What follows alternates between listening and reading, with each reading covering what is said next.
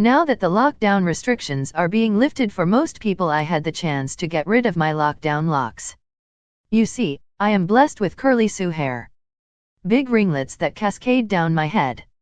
Meaning my hair looks kinda cool when it's long, and my hair looks kinda cool when it's short, but there is a 6 to 9 month period in the middle where it looks shit. That's where we are at the moment. So I took the opportunity of my first weekend of relative freedom from the stay indoors orders to get outside, go shopping, and get a haircut. It's surprisingly good value, €15 for a cut and blow dry. Not bad at all. What was bad though, was the amount of gray hair coming through. I'm not close to being a silver fox, I'm not even quite at salt and pepper hair. I am just graying more than I feel I should at 41. So there was only one thing for it. I needed to dye my hair. Now obviously I'm not going to do a just for men style job and dye it back to its normal brown, because all that happens then is people think, oh look honey, that man's dyed his hair because he's going gray. No, there was only one thing for it, only one track to follow, there was only one inspiration. Sick Boy. That's right, my Sick Boy platinum blonde hair is back. 20 years since its last outing. I did wonder if I could still pull it off. Would I still like it? I knew it would cover the gray, but because it looks more of a fashion statement than a gray covering attempt, you get different attention. You got to have the confidence to go from medium-length brown curly hair to short blonde hair in one morning. Because you know everyone will have an opinion, and probably a comment as well. You have got to be ready with a quick quip to fire back. I just say, what?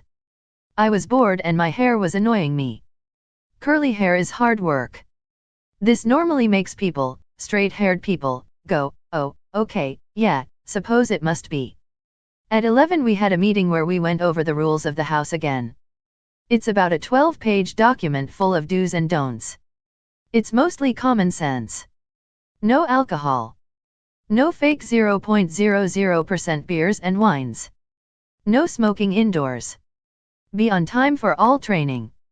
Attend at least 3 of the evening support groups. All the same as last time, nothing too strenuous. Apart from one change. No energy drinks. I lived on those last time I was here. And just to rub salt into the wound, I only found out at 10 this morning that Cola Zero Energy exists. Literally my ideal non-alcoholic drink. Sad face. So just to be clear. Unlimited filter coffee all day at 30 cents a cup. Free filter coffee with breakfast for 1 hour, which encourages coffee binge drinking. But no sugar-free Red Bull, because caffeine might be bad for you. This is the first weekend for months that you can just freely go about your business, as long as that business is shopping or eating. Sadly, museums, theaters, art galleries, cinemas etc. are all still shut. I am longing for some culture. I know we must keep each other safe. But opening at limited capacity must be an option, surely. Have been studying Mandarin recently, for 2 reasons really. 1, because as much as anything else, people said it is really hard, and I like a challenge. And 2, it seems like the next most important language to have, for me, after English and German. People always said it was a properly challenging language to learn, but I'm going to disagree with them. The hard part of any language, for me, is the grammar. English grammar is quite easy, but the spelling is very hard. None of the rules of spelling apply to all words that rule should apply to. The I before E except after C rule is bullshit. We have silent letters. We even have silent words. Let's look at how we can spell fish, spelled goatee. GH, pronounced F as in tough, O, pronounced as in Yman, and TI, pronounced SH as in nation. Using the same method, goatee can be a silent word too, where, GH as in though. O as in people. T as in ballet. I as in business. English is a mongrel language, that's why it's so beautiful. All of the English as a second language speakers I have spoken to see English is the easiest second language to learn. We see a word we like in another language and we just take it. We change or ignore the rules when we see fit. That's what makes English so easy to communicate in. You can basically put the words anywhere in the sentence and be understood. German on the other hand has very easy spelling, but very hard grammar. When you mention this to native speakers they all nod silently and agree that German grammar is unnecessarily complicated when compared to other languages. Now, Mandarin is okay. The grammar is not too bad. If you understand English grammar, and German grammar, and then you throw in the mistakes you know Chinese people normally make in English. They make those mistakes because they are directly translating in their heads, so that tells you the sentence structure they normally use in their own language. Some good things about Mandarin are: 1. He, she, and it are the same word. Ta with macron 2. To be, am, is, was, were, and are the same word. She. 3. No sexes for objects. 4. To answer a question you don't need to reverse the sentence structure like you do in English, you just replace the what bit of the question with the answer. Tone is important, but it is in all languages. Just you must learn the Oriental tonal system because the Western one is not the same. But if you can crack the grammar, the rest is just memorizing the words. Easy. Sunday.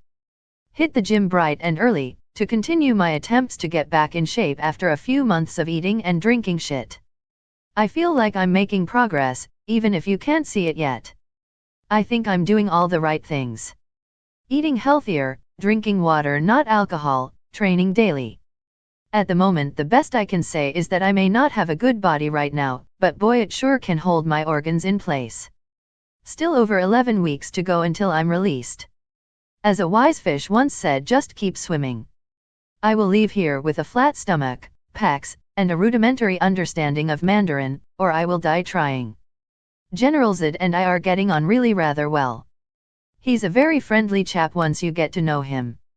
His accent and dialect are sometimes a bit hard to understand, but I get the gist of what he's saying. I think he was just having a bad couple of days when I first arrived. My plan for the day is somewhat basic as it's Sunday and everything is shut. And I do mean everything. While shops are back to their normal routine, that routine includes being shut on Sundays. And all the museums and cinemas etc., which are normally open on Sunday, are still shut for COVID. So it's a YouTube, gym, and trying not to eat my weight in biscuits day really, and looking forward to mealtimes.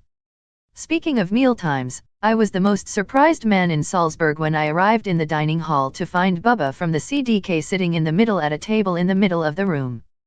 He's moves into a controlled house tomorrow, so he is here for one night. He was in a good mood today, and seemed genuinely pleased to see me amongst the sea of new faces. While today might be a bit boring, at least everyone is friendly. Even Robin. Robin and I had a falling out a few years ago, and because we are both obstinate fuckers, we haven't spoken in time. But as of today we had an actual conversation. It was very nice. We have agreed to meet up next weekend. I am very much looking forward to it. Lastly, I have a call booked with an old housemate from the 90s, Tin Ribs. He's a great guy, likes a real ale and a laugh. When I first met Tin Ribs, I thought he was not really using his full potential. He can speak 5 languages, play about 13 instruments, and he works in a call center. He has done for about 22 years. I thought he was wasting his life. As I get older, I realize Tin Ribs had it right all along. Tin Ribs is content. Tin Ribs doesn't want much out of life. He has a house, a wife, a steady job, enough money to get by. Tin Ribs is happy. There is a couple of lines in the film Yesterday, where Jack asks John Lennon, "Are you happy?" John says yes. "Were you successful?" "I already told you I was happy," replies John. Tin Ribs, far from being a waster, is in fact a cross between a Zen master and John Lennon. Who knew?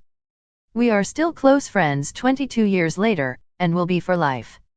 One Friday, I spoke with our other housemate from the 90s, the tubby bitch, and his wife, Claudia, but that's a story for tomorrow.